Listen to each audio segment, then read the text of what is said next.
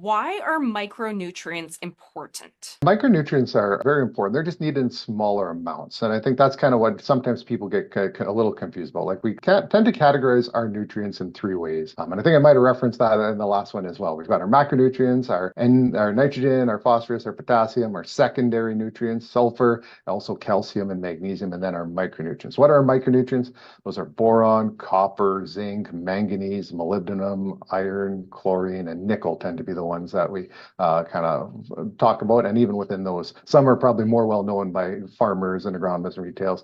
Typically, boron, copper, zinc tend to be kind of the more commonly thought about ones. And they're very important because they're involved in all the different plant metabolisms and functions that are going on, root and shoot growth. They have photosynthesis they're required for, both making, the tissues as well as actually involved in the chlorophyll and all that biochemistry part of it that actually goes from taking, sunlight and carbon dioxide and making, the plant carbohydrates and oxygen, flowering, grain fill, creating protein. So like, they're involved in everything. But as I mentioned, they're very small amounts. Just a few examples of how much some different crops might need, because it's kind of good to put in a reference, because, we think of how many pounds of nitrogen we're talking, are we putting out 60, 80, 100, 120, 200 pounds, depends on what crops we're going, right? How much is it from micronutrients? So maybe kind of some rough numbers, and obviously it's going to depend based on your yield targets and everything else, but just kind of keep in mind, I had on here, so wheat crop, you might need about 15 grams per acre of copper. So it's a very small amount, like we're talking grams. Canola might be 200 grams of boron. Again, that's per acre. Soybeans for manganese would be a very similar number. Corn and zinc, that often gets talked about from there.